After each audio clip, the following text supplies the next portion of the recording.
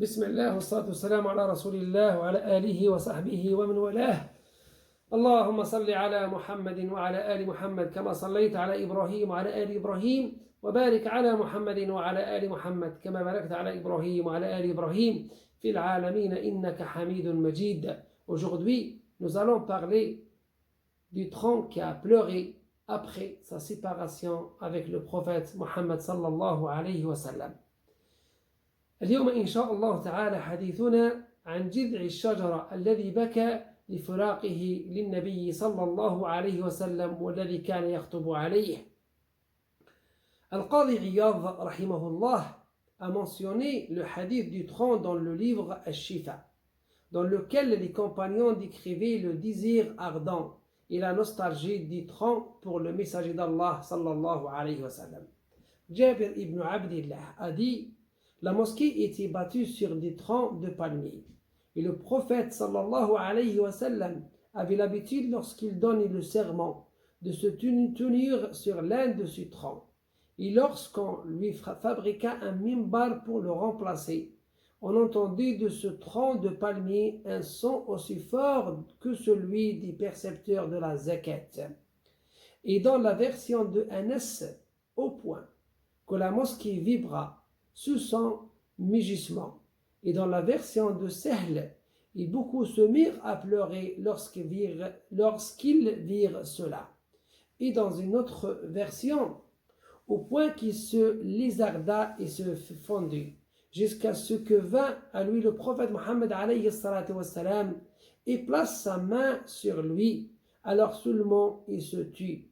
D'autres ont ajouté: le prophète Mohammed sallallahu alayhi wa sallam dit alors: ces pleurs sont pour ce qui a été perdu du dhikr. D'autres encore ont rajouté: par celui qui détient ma nefs en sa main, si je ne l'avais pas calmé, il aurait continué ainsi jusqu'au jour du jugement. Ceci à cause de la tristesse causée par la séparation du prophète Mohammed alayhi salatu wassalam, qui demanda alors à ce qu'on enterre le tronc de palmier sur le mimbar. C'est ainsi rapporté dans un autre hadith: le tronc fut donc enterré sous son mimbar, ou bien il fut placé sur le toit. Et dans le hadith de Ubay, et lorsque le prophète Mohammed alayhi salatu wassalam priait et se servait de lui, et lorsque la mosquée fut détruite, Ubay le prit et le garda avec lui jusqu'à ce que la terre le décompose et le fasse retourner à la poussière. Et un poète dit d'ailleurs en ce sens: le tronc s'y prend de nostalgie de toi, et ses larmes coulent de peine pour toi. Et il sanglote et se lamente d'avoir perdu tes paroles, et il en devient malade. Comment donc mon cœur ne s'y prendrait-il pas lui aussi pour toi?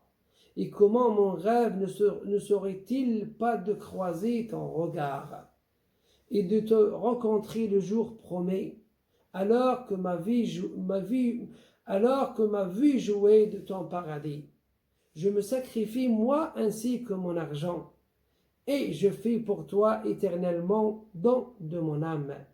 Mon bonheur et la jouissance de mon esprit sont éternels.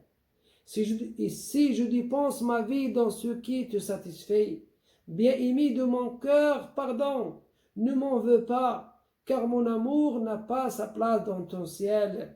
Mes péchés me maintiennent et m'empêchent de m'élever, et j'aspire à me rapprocher de ton élèvement. Peut-être que mon amour élèvera mon âme et renouera ceux qui ont ta passion fait séparer. اللهم صل وسلم وبارك وأكرم وأنعم على سيدنا محمد وعلى آله وصحبه أجمعين. سبحان ربك رب العزة عما يصفون وسلام على المرسلين والحمد لله رب العالمين.